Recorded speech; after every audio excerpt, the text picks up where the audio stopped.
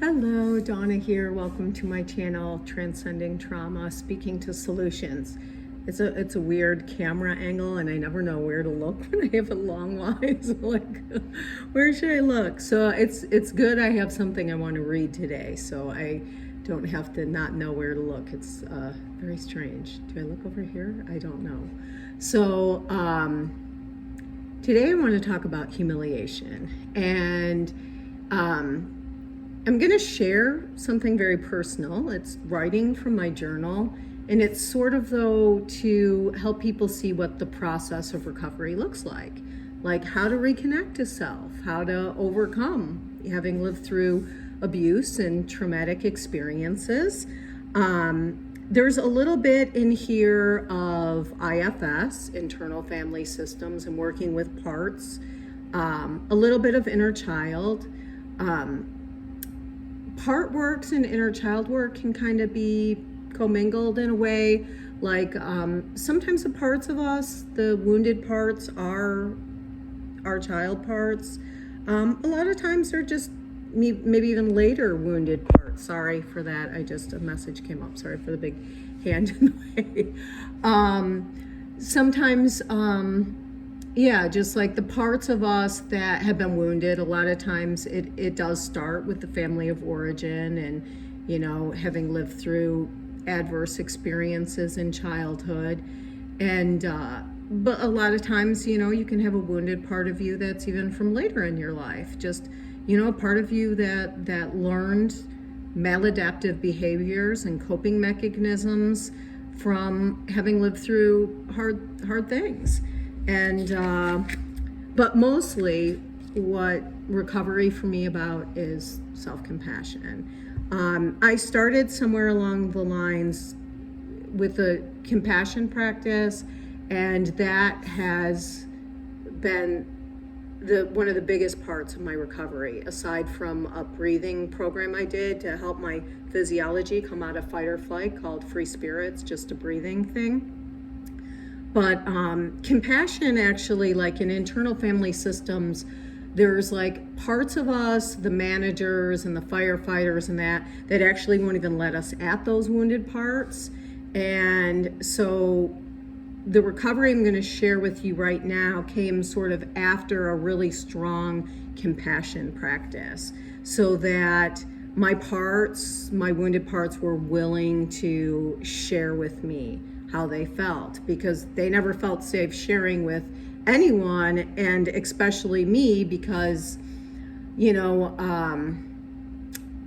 I was conditioned to be hard on myself and to be not compassionate and not understanding. And so then those wounded parts of me didn't feel safe sharing with me. So a compassion practice, just a real quick example of what that looks like, is when you find yourself being really overly critical or hard on yourself. One, knowing that, and I'll talk about it in this, sharing my journal stuff, that part of you is being harsh and critical because there's always self-protection at the root. When I started questioning why it was being so critical of me, it started sharing with me its fears. And I came back at it with compassion instead of, meet it, greet it, beat it, or suck it up, buttercup, or, these kind of things that we're taught, like denial of our being, and started listening to it and giving it compassion, hearing it, validating it, understanding it. So, all right, so that's how self-compassion works. And I'm going to share with you my inner struggles, wanting to take the YouTube channel down. And, I didn't make a video in a little while, and I made one yesterday.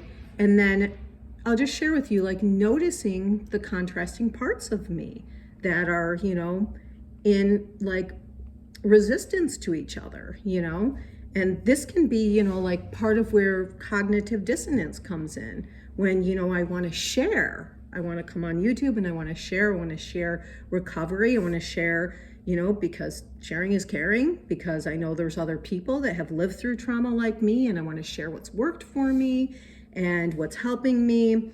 And then a part of me then comes up afterwards and starts beating myself up. And so I started talking to that part this morning. So here it goes, sharing, vulnerable here. And that's healing, getting personal and sharing myself can feel very overwhelming when I've been shamed and traumatized. So here we go. I really need to stop making YouTube videos. See, that's a part of me that's saying this, because I feel inspired and like it's good, and then I use it to beat myself up. This seems to be an area to work on, like noticing where you have these inconsistencies, the two parts of you fighting, or the several parts of you fighting. Like you want to do this, but something's telling you no. Like it could be intuition sometimes too, but like learning, asking, questioning, noticing. You don't need to know in an instant, getting curious about yourself. So this seems to be an area to work on. Why the conflict, the two differing feelings? What is the side that beats me up after I can't read my handwriting sometimes, after trying, what part of me beats myself up after? What is it trying to protect me from? The word humiliation came to mind instantly. And I think that's from It Feels Safe sharing with me, from having done some self-compassion work. So instantly it gave me the word humiliation. It told me right away, humiliation. So humiliation, I looked up the definition. It says a feeling of shame or loss of self-respect. That can occur when someone is treated unfairly. I underlined that, so unfairly or with indignity. It can also refer to the act of causing someone to feel this way. So, wow, like living with, narcissistic type people, definitely you will see that you're treated unfairly and with indignity, and that someone will make you feel humiliated. I'll go on. We'll see how, this definitely speaks to, someone mistreating you and abusing you. I can see I experienced a lot of this growing up. Shame makes you want to hide, to avoid. So it is that part of me that wants to stop making the videos, to take it down. The word oversharing comes to mind. Then it starts creating narratives, like, oh, I'm oversharing. I'm sharing too much. It's not safe. So the fear of sharing myself, on those fears. Oh, it's part of it is the fear of sharing myself, because I've been ridiculed and humiliated when I shared myself. So, there's a part of me that wants to protect me from that. It's got a good purpose, even though it's maladaptive. And then also I said, also the feelings and the fears of being rejected. Not good enough. Wrong. The word humiliation comes from the Latin word humiliare. Like I'm not going to feel humiliated because I can't pronounce it. I don't speak Latin. It's Humiliare, which means to be humble. Isn't that interesting? Humiliation comes from the core of the word to be humble. To me, I see the word humanity in it. It can deprive you of self-esteem and self-respect. I want to make another video, like after writing all of this, I was thinking a lot about being humble versus being proud. And I think there's a lot of distortions around those two feelings. And I really want to dig deep in another video about that. I don't want this to be 3 hours long. But, like anything, everything is on a spectrum, and there's some kind of balance somewhere. Like, to be humble means to be teachable, to be accountable when you are wrong. But think about it too, like God restored the pride of Jacob, like to be completely humble, like a puddle on the floor, you lose your ability to esteem yourself, to be able to confide in yourself, to be able to trust yourself. Like there's unhealthy humility and there's unhealthy pride, but there's healthy pride and there's healthy humility.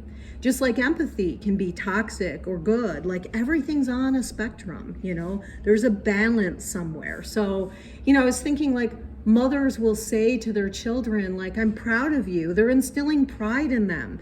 It's a good thing. When we do something good and just, it's okay to validate and feel pride, to feel proud, So, and when we do something wrong, it's okay to feel humble, to feel, I hate to say healthy humiliation, but to feel humble. We'll go on. I think I'll sort of clear up some of that, but I do want to make another video totally on humble, to be humble versus pride. So it can deprive you, humiliation, of self-esteem and self-respect. It's said to be used as a psychological form of domestic violence, where the perpetrator uses threats of intimidation and humiliation to harm and frighten the victim. And I will add also as a means to control. The loss is a healthy sense, what you're losing is a healthy sense of pride and dignity. And dignity is self-respect. Humiliation can be caused by aggression or coercion, but it can also be inflicted by passive means like being ignored, being taken for granted, or being denied an inherent right. It can lead to feelings of powerlessness, weakness, and hopelessness. Taking away someone's dignity by causing humiliation to humble them is abusive. Some examples of this behavior, this to make another humble or to humiliate someone, is belittling or insulting them. I will add harsh criticism, refusing to communicate. We know that a lot in narcissistic dynamics where they will use stonewalling and the silent treatment to try and get compliance from their victim or the object, the person they're trying to control. Controlling others' actions, also known as coercive control or manipulation, and physically or emotionally abusing someone. These are all examples of humiliating another person, taking away their dignity and their healthy pride. So I am conditioned from my past adverse experiences for these things to feel that inherent natural sense of humiliation. Like when I share of myself, feelings of humiliation arise along with that. So my wounded part, that feels that feeling of humiliation when I share of myself, it just really wants to protect me. It wants to protect me from this pain, the pain of humiliation. It wants to protect me from further humiliation. So it reminds me of the experience of humiliation. Sometimes in the therapy world, they talk about doing the radical opposite. Like what I'm doing right now, making another video instead of doing what my part wants, my wounded part, the part of me that carries humiliation, wants to take it down. But I'm going to do the radical opposite and make another video. I'm feeling the overwhelm right now. So again, like I'm sharing with you healing in action and what it looks like to connect to yourself after trauma. So like when this hurt part of me surfaces, I want to just take down my whole channel.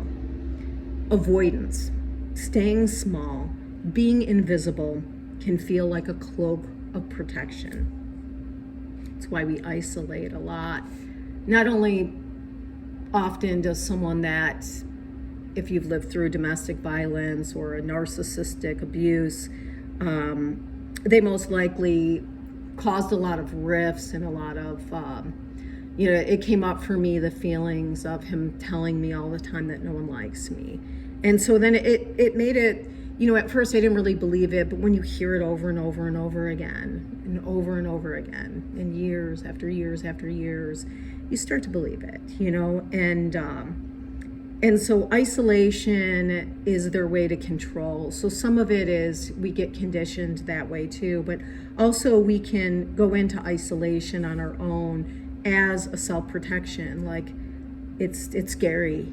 It's scary to be around people because of, you know, this feeling of this deep humiliation, you know. And so it's actually a fear response, you know. So avoidance, staying small, being invisible feels like a cloak of protection, but it's actually a fear response. Its core is self-protection, although its actions are maladaptive. And I am sacrificing living fully in exchange for trying to minimize the chance of getting hurt again or humiliated.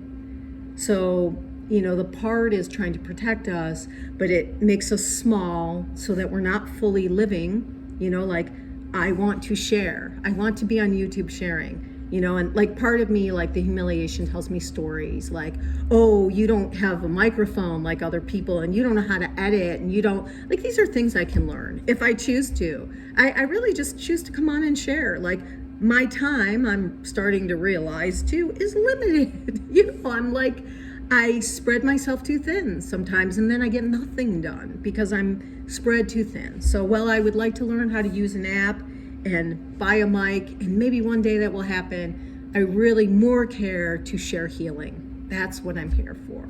I am sharing recovery. I want to share recovery. I want to make a difference in this world. I want to help.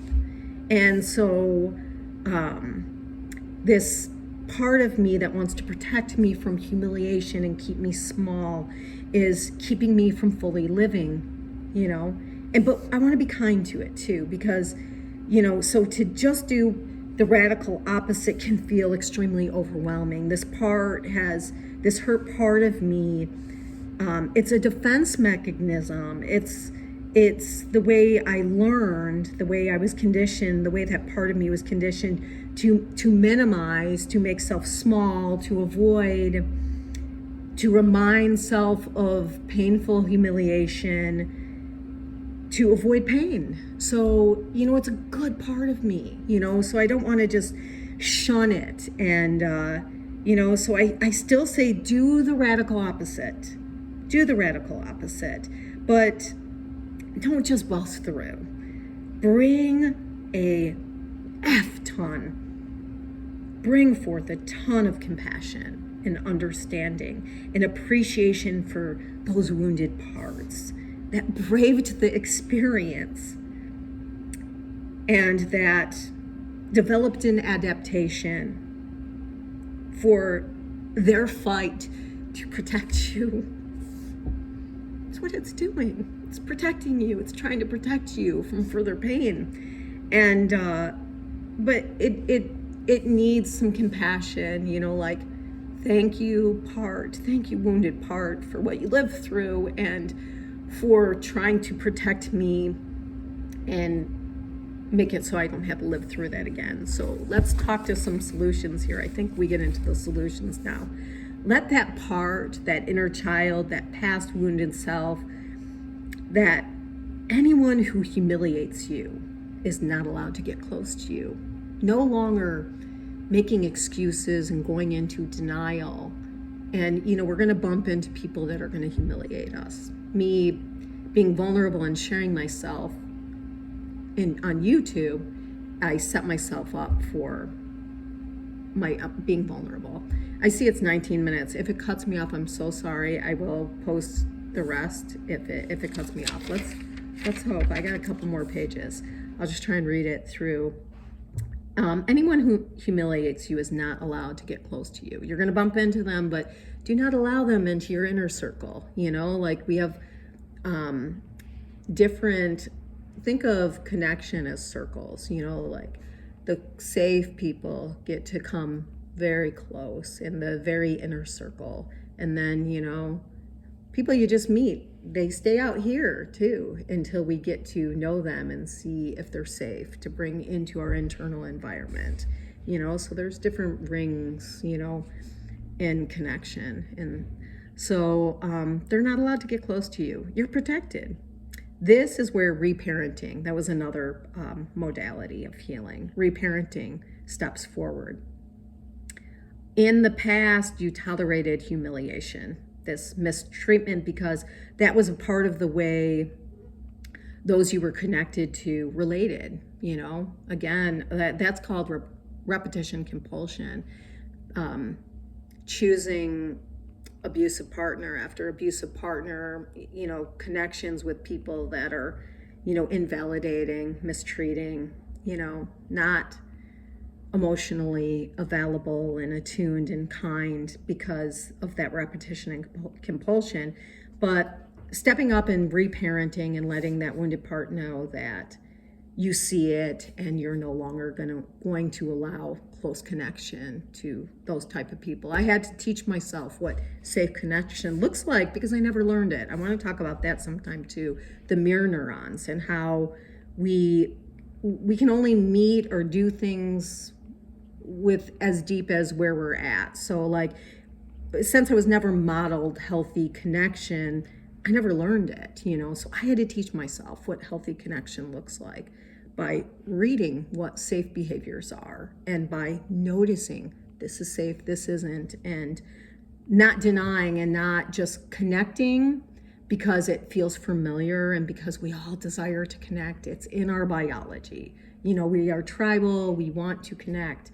And then, we can minimize behaviors because the desire for connection is so strong. So being really honest with, what you're observing in someone else and setting aside that strong need for connection, still go get it, not saying set it aside to get it, but don't let that drive you, and connect where it's not good for you because you feel lonely or you want to connect.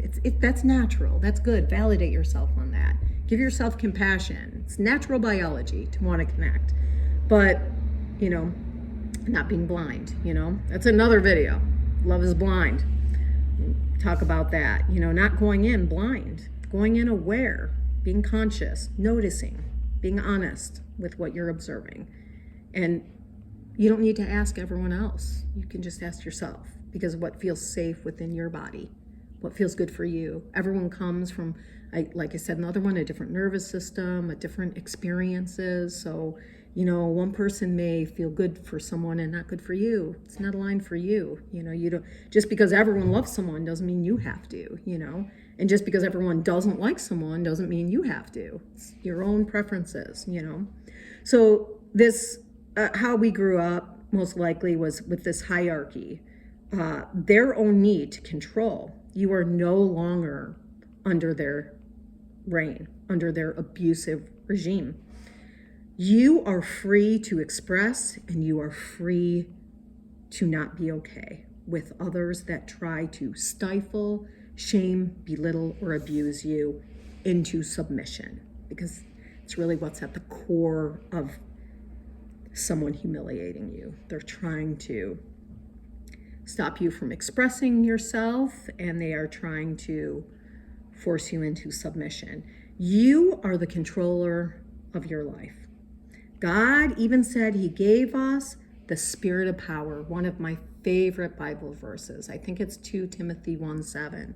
God did not give us the spirit of fear. That is not from God. He gave us the spirit of power, the spirit of love, and the spirit of a sound mind. Those are the gifts from God. He gave us the spirit of power.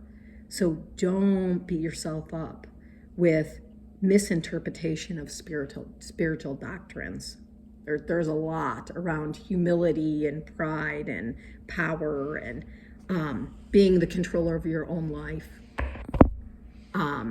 So yes, God gave us this life, we have free will, we have power. We have the free will to choose God's path even. That well, we could go deep. We're already at 24 minutes. So, further speaking to solutions, confront that humiliated part of you, the part of me that also learned to demand perfection because mistakes were painfully reprimanded with humiliation. Harsh criticism, belittling, and mocking followed them anytime I made a mistake. In other words, humiliation. But facts are mistakes are inevitable. They are human and they are just, meaning justifiable. No one is perfect, flawless, and without the capacity to make mistakes. It's actually what creates your character. A good character is how you rebound from your mistakes, how you are accountable when the mistake is yours. Also, don't take the blame for others' mistakes, like, again, balance is always there, but when you make a mistake, how do you use them to learn and grow? See that mistakes are part of succeeding. See that mistakes are part of succeeding. In order to succeed, in order to grow, you must be willing to make mistakes because you're going to. No one grows and learns without mistakes being present. The person, group, or environment that taught you through humiliation that you were not allowed to make mistakes was actually making a demand that you stay small. And that was their own sick way of trying to control you. Understanding is a key to overcoming. Understanding where these feelings of humiliation were birthed from. But we also need to feel into the ability to safely express without feeling fear, to know and honor mistakes as part of the process. A child doesn't learn to walk without falling many, many times. Give yourself this same grace, mercy, and understanding, and mostly compassion. Let yourself know that you are not only allowed to make mistakes. See, I feel it coming up in me. This is so my wounded part. You are not only allowed to make mistakes, it's expected. It's acceptable because it's part of the process of learning anything. It's part of life. So today, notice when you make a mistake. Notice the part of you that wants to shut down and hide, and instead validate that part and say, it's okay. We are learning. Hope it helps. Peace out.